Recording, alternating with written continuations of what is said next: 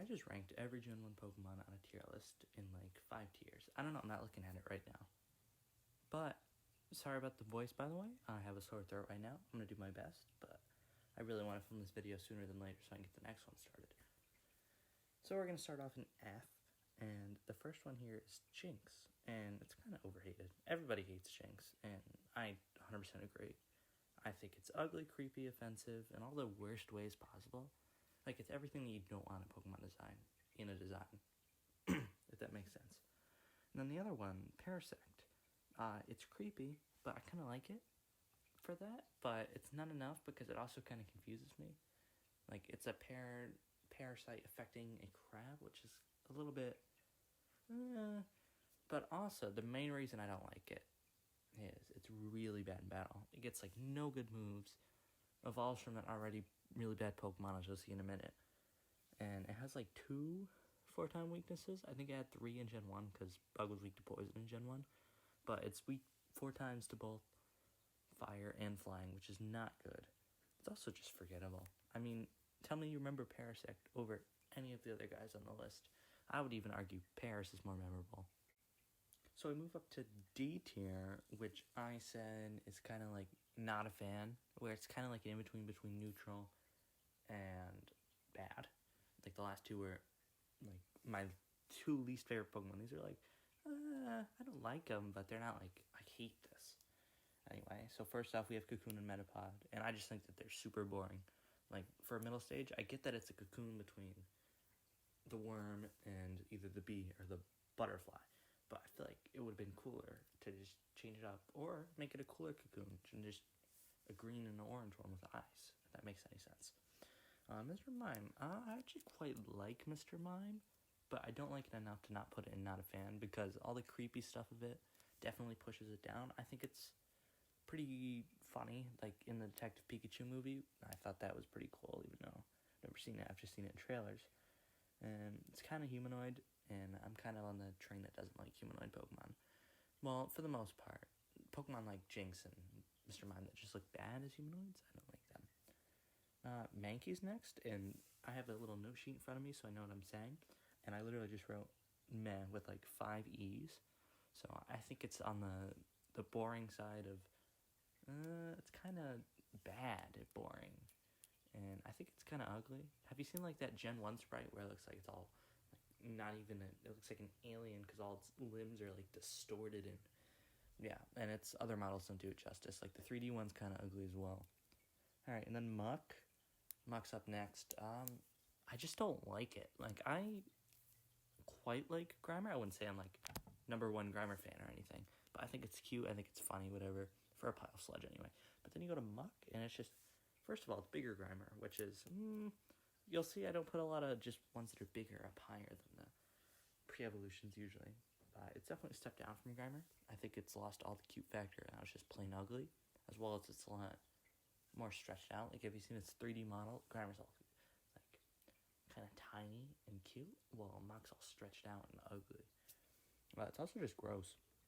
Have you seen, like, in a 3D model when it just, like, drips goo everywhere? I do think that Alolan Mach is an improvement, but the Alolan forms are going to be in a different video anyway. Okay, so Paras is up next, and I think this is probably just new game biased Arceus hate, as I wrote on the paper. It's just really annoying in the game. Like, I've seen people rag on this thing. I don't think it's as bad as people are saying it is in the game, but I do think it's pretty bad. And also, it's just kind of, at the same time, both better and worse Parasect. So I think it's better that it's a better design. Like, it's the crab with the mushrooms growing out of it. It makes more sense, but also... it kind of lost the interesting factor, because now it is just a crab with the fungus growing out of it. Whereas Parasect's kind of like the cool alien body takeover crab, whatever. And it's just kind of boring overall. Like, I'm not a huge fan of Pokemon that are just boring. Alright, Farfetch'd. It's another just bland Pokemon. I think it really needed its Galarian form in Surfetch'd. Although I'm not a huge fan of those either, as you'll see later. It's very forgettable, and once again, the 3D model is really ugly. Have you seen it? It looks so weird in the 3D model. Like, when it's flying and lets go with the leak in its mouth, I think it looks better. But when it's just walking with, like, marching with the leak in its hand, then I don't think that's very good design. Golbat's an easy one. Golbat's really annoying. So So I like Zubat because I think it's cute. I'm not huge on Crobat, but I definitely like it. Golbat, it's kind of ugly. Once again, not to bring up the 3D model, but have you seen the 3D model? Also that creepy Gen 1 sprite where its mouth is all the way open. Yeah, really annoying in caves because it's in like every single cave in the world. Gloom, I love the Vileplume line. Vileplume and Oddish are very top tier Pokemon, as you'll see. But Gloom is just kind of gross. Like, I was like, I really want to put Gloom in like good or even neutral, but then I look at it more and I'm like, no, I really don't like Gloom despite how much I love Vileplume and Oddish. Alright, and then this is probably the most controversial one of those, but I put Jolteon and not a fan. I think it's definitely overrated. I think it's pretty bland for an EV evolution. It's just kind of yellow and spiky. Like, they could have done more with the electricity aspect of it. I also just don't like it that much because people just talk so much. Umbreon and Jolteon are the best evolutions, and Umbreon, I get Umbreon's pretty cool. But Jolteon, I think that's just like Gen 1 bias kicking in there. But I have to admit that it is really good in the games, though, so it's not like I dislike it because it's bad. So now we're getting into the section where I want to more, like, summarize things, because the neutral and good categories are the biggest ones, and I'm not going to explain every Pokemon in them. So basically, neutral is exactly what it sounds like. It's Pokemon I'm either neutral towards, or the ones that didn't quite fit into either good or not a fan. Of course, I should have mentioned this earlier, but I did order them within the tier, so the higher up they are, the more I like them in that specific tier. So the highest one in neutral, I think, is Seadra. I don't know off the top of my head, and like the lowest one is Rattata or something. Obviously, I'm not looking at it right now, so this could be completely wrong. But Rattata was the closest to being not a fan, and Seadra was the closest to being good. That's basically what that means. But in neutral, it was mainly like the middle Evos, like the Nidorans, like the Nidorina and Nidorino. There was Pokemon like Dragonair. There were other ones I don't know off the top of my head.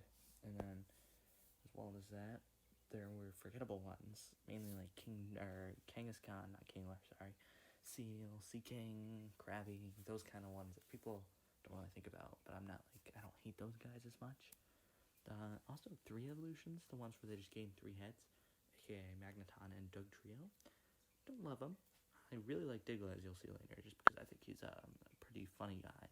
But as for just 3 Diglets together, not a fan. Same with Magneton. Now we move on to good, which I'm also going to summarize. And basically, Pokemon at the top, obviously close to being great. Pokemon at the bottom, close to being neutral. Pokemon like Arcanine and Haunter were very close to being great, but then they had like one flaw I wasn't a huge fan of, like Haunter. It's kind of weird how it's just floating hands, and Arcanine, I don't love Arcanine, but I respect how strong it is and how cool it looks and all the above. There's also a lot of just first evolutions I really like in this tier. Like, there's Bellsprout, Grimer, and Growlithe. Like, just like the babies that I really like. Obviously, they're not the ones I really like because those will be in the tier above.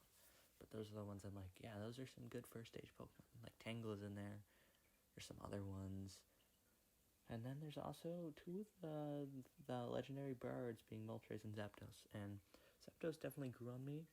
If I did this like a year ago, probably would have been not a fan, but I've definitely grown on me over the years. And Moltres, I always liked, but stuff like his 3D model kind of pushed it down for me. So that kind of puts him in the same range. I would definitely say I still like Moltres more, and that Zapdos would be the worst legendary bird if I had to pick one. And then there's also, in this tier, just Pokemon that are fully Evos, and I'm not like, that's a great Pokemon. I'm like, yeah, that's a pretty good Pokemon, like Butterfree, and there's Nidoqueen in there, there's Pokemon like Poliwrath in there. There's just those kind of ones that I like, but I'm not like crazy about. So now we move on to one of the biggest categories, and that's, or not, I don't mean biggest as in like the size of the Pokemon in there. I mean biggest more as in the Pokemon that I like. And obviously there's just some really cool Pokemon in here. Mewtwo, Electrode, which I thought was interesting. I didn't know I liked Electrode as much. Sorry, I'm mumbling. I did not know I liked Electrode as much until I did the tier, and I was like, yeah, I do really like Electrode. There's Pokemon like Victreebel that mainly come from my love for the grass type, as it is my favorite type. And then there's Pokemon like Sandslash that are just cool Pokemon. Obviously, the top 8, they're all like powerhouses. I actually wrote them all down. There's Gyarados, Dragonite, Charizard, Mew, Machamp, Nidoking, Tentacruel, and Venusaur, which are like 8 of the most strongest, really cool Kanto Pokemon out there, and they are just so cool. Like, I really like those guys. Obviously, they're not like perfection, but those are guys that more have a emotional attachment to me than anything else. So if this was unbiased, it is likely that some of those guys would definitely go into the top tier. And then there's also the babies I like. Like, there's Ghastly, Vulpix, Porygon, Amenite, Poliwag, Oddish, Shelter, with Poliwag being probably the cutest Kanto Pokemon. And there's also guys like Ditto in there. Like, you don't realize you like Ditto as much until you see it, and you're like, yeah, it's just pink blob, but I really like it, especially because what it can do in game, and you always have to get one for your breeding center and all that. There's also the popular Pokemon. There's like Golduck, Pidgeot, Snorlax, like the ones that everybody likes, but they're liked for a reason. And there's also Eevee and Pikachu, and all I can say is marketing works. When you see a Pokemon like that for long enough, it forever sticks in your memory, and you can ask anybody who doesn't even know about Pokemon, be like, hey, who's this Pokemon? It's picture Pikachu, and they'll always say Pikachu. So it's kind of like that iconicity that kind of put it into the great tier for me. Same with Eevee, although that's kind of more of a recent thing. Plus, I think the split evolution thing it does, where it has 8 different forms you can choose, really cool. Alright, now we go to S, the best of the best. And we start off with Clefable. And Clefable is really cute, first of all. It's very strong. Like, you wouldn't expect it to be strong. Like, have you seen it use, like, store power? I've seen people put it actually in, like, their least favorite Pokemon because of just how powerful and tanky it is. And it's kind of one of those annoying Pokemon like Chansey. I'm not huge on Chansey, but I do like Clefable. I also used it in my first, I think, playthrough of Let's Go, and it was named Puff, and I'm kind of attached to it, so, I mean, it's an S tier, very bottom, but still. And now we move on to Flareon, which used to be my favorite evolution, and I agree that it is bland, like I said about Jolteon, but there's just that attachment to me. Like, at one point, it was in my top 10 favorite Pokemon, and I just can't unlike it, so I have to put it in S tier. Obviously, it's towards the bottom, because I now really have a new favorite Eevee evolution, maybe even 2, I don't even know, which you'll see later, because there's going to be one in Gen 2, one in Gen 4, just saying, spoiler alert. Yeah, bland but attached, that's all I have to say about that one. Articuno, so majestic and beautiful. Like, when you think legendary birds, or just legendary Pokemon in general, Articuno is like one of the first ones that popped to mind, just because of how majestic and legendary it is, I guess, and it way outshines all of the other Kanto legendaries, and I do like all of them. I put all of them pretty high, except for like Zapdos, and even that wasn't good, so really shows Kanto had some good legendaries. Alright, next up is Alakazam. Okay, what isn't there to say about Alakazam? It's such an iconic Pokemon. Like, obviously, everybody's used it. I've used it twice. In my first ever Pokemon game, Omega Ruby, it was on my original team, and then I also used it recently in my first playthrough of BDSP. But it's just one of the first ones to come to mind. Obviously, like, Sabrina used it in Gen 1, and she was, like, one of the most powerful trainers, and it was really hard to take down. So it's just stuck in people's minds over time. Lapras. Basically the same thing as Articuno. It's so majestic and pretty, and I feel like it could even be, like, a legendary Pokemon. Like, it doesn't even need an evolution to be cool. Like, they could have made baby Lapras, and it would have been like, yeah, okay, but we like Lapras. And Lapras hasn't gotten any love. I mean, it got a Gigantamax, but we don't count that. It hasn't got, like, a Mega, hasn't got, like, an evolution baby, whatever. And people still like it. I still really like it. It's also just super strong. Like, some of the moves it gets, like Parasect, can just really change how the battle's going. So I also respect it for that. Diglett. Diglett's funny to me. It's just this little thumb sticking out the ground. It's a mole. And at first, I said I liked Alolan Diglett because I thought it was funny. And so that's kind of extended to regular Diglett. And while I said it was, like, one of my favorites as a joke, it actually has become one of my favorites because of how much I've said that. Like, it has grown on me substantially. Raichu. I used it in Pokemon Y, Sally. One of the first games I ever played, and it was one of my strongest guys. Not my strongest. I had like Mewtwo and Talonflame that were stronger, but I still respect it for it. And I also think it's overlooked compared to Pikachu and even other Pokemon. Like, I would say most of the Pokemon in this tier that I've said so far, I would say even Diglett is probably on par with how much love Raichu gets.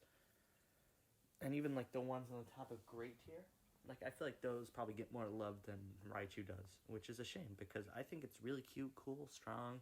It fits the criteria of what a Pokemon should be. Blastoise. This one's pretty biased. At one point, it was my favorite. That's because Squirrel's my favorite, as you can see. And also, I mentioned it in previous videos. But Blastoise has a cool design. Once again, iconic. I know I said that about like everybody. It's strong. It's probably the weakest in terms of battle of the Kanto starters because it has only one type. Well, Charizard's Fire Flying and Venusaur's Grass Poison. But we can overlook that because it's just so cool. And it's like, it doesn't have to be a lot to be a good Pokemon. It's literally just a turtle with little cannons on its shell. And it works so well. Alright, and then Ninetales. Same as Lapras and Articuno. It's just so nice looking. And it's not an ice type for once, which is nice. But it has a great design. It's so strong in battle. Fire type looks great. And I'm glad it's not just like on fire. Like Ponyta, Rapidash. And even to an extent, Growlithe and Arcanine. But like I'm talking like Pokemon like Charmander has a flame on its tail. Ponyta is the flaming horse. Magmar that has flames coming out of that. It's just so nice to see a fire Pokemon that isn't just put on fire. Alright, now we're on the top 3, and we have Vileplume up first. As I mentioned earlier with Victory Bell, I really like the grass type, and that's one of my favorite, which is weird because my favorite Pokemon of all time is a water starter, but hey. You'll see in future gens that I tend to like the grass starters. It's very cute, Vileplume is. It's pretty strong. It's not the strongest in the world, but as you can tell by my favorite Pokemon being a first stage starter, I don't look for strength as much, and Diglett obviously being best of the best also kind of disproves that. I used it in my Alpha Sapphire playthrough, which I did about a year ago now, and I actually completed the National Dex with it. It was Ross, and I respect Ross a lot, and I respect Vileplume a lot. However, it does often clash with Gengar for my second favorite, with heavy quotation marks. So if we took the bias out of it, Squirtle would not be the favorite. It would either be Gengar or Vileplume. But right now I have Gengar higher because everybody knows Gengar. It was the only ghost type in Gen 1, which also gives it more of an iconic, because if you wanted a ghost type, you kind of had to use it. It's really cool, it's really creepy. It's shown up many times in like the anime and stuff, like in Pokemon Journeys. Ash has a Gengar now, but also like many teams in general. Like I've at least used like 2 Gengars in my like the amount of games that I've played, and I'm sure that if you played a game, you probably seen or considered using a Gengar at some point. So it's just kind of like that, kind of like iconacy, or not iconacy. I said that a lot. Kind of like staying power. Like we'll never forget Gengar. Like it's always gonna be there. And clearly, it's getting like it got a Mega, it got a Gigantamax, it got new shinies for that. So clearly, they know that we like Gengar, and it's obvious why. All right, let me clear my throat. Okay, so my favorite Pokemon of all time is next, as you can hear me moving the paper. Squirtle is my favorite Pokemon of all time, and it is clearly the best Kanto Pokemon. If we took nostalgia out of the side, it'd probably be Gengar. It's cute, really cute. It's like this tiny turtle, and you just want to hold it. It's incredible. It's nostalgic for me. It, with heavy quotation marks, was my first Pokemon, because the first Pokemon game I played with heavy quotation marks was actually a spin-off. The first Pokemon I ever had was Torchic in Omega Ruby, as I said earlier. It's in Smash, which is another reason I like it, is because this is Smash time. I made this channel about Smash, and while I'm branching out to things like Pokemon and Minecraft now, it's still always going to be about Smash. I'm still always going to have Smash time on the channel. So that kind of also impacts how I feel about Squirtle. It's in the anime too. In the first season, Ash had a Squirtle. It was like this rebel Squirtle. I don't really remember much of the first season. I know it's on Netflix with like 40-something episodes, and I've watched it like probably a year ago now, but I really don't remember it in the anime, so that's kind of a bad point to bring up, but hey. Also, it's kind of just like the smaller parts about it. Like, obviously it's so nostalgic to me. Before I even got into the games, I was like really into the cards, and I still am. I was thinking about doing a video on that coming up, by the way. And so I would always want the Squirtle card. So right now I just have a binder and it's filled with all the Pokemon I like. And the first one's in it is just all the Squirtles. And it has like the one from base set, Team Rocket. Then some of the newer sets, like some of the black and white ones, some of the Sun Moon ones. And anytime there's a new Squirtle card, it's always what I hope for. Speaking of which, I also pulled a like Blastoise and Piplup out of a Dollar Tree pack, but it was like the Rainbow Rare version. So it's always kind of a positive memory. I've also kind of related to Squirtle. And then there's also just the simple things. Like, it's just a water-type turtle, which you might think is, like, bland. Like, I think that Choodle's bland, and Choodle is a water-type turtle. But, like, it's just kind of the different shades of blue that they like to use in every game. Like, the shell. And it's just so simplistic, and some art it's fat, some it's skinny. Like, in the 3D model, if you look, it's, like, really skinny. And, like, the shell and the body doesn't puff out much, but then if you look at older games, it's really puffing out, especially like Blastoise and Gen 1. Well, now I'm just ranting, and my throat is killing me because I should not have recorded this when I had a sore throat. But that is my Gen 1 tier list. I'm going to scroll through it now. Wink, wink, nudge, nudge, editing, because I'm filming the audio first to know how much of the tier list I need to film, so as a hint to my future self. And I will be doing Gen 2 pretty soon. It won't be the next video. Oh yeah. And I'm pretty sure the day this goes out, it is my birthday, March 15th. So happy birthday to me. And I hope that I had a good birthday. And I hope you enjoyed this video. And I'll see you in the next one.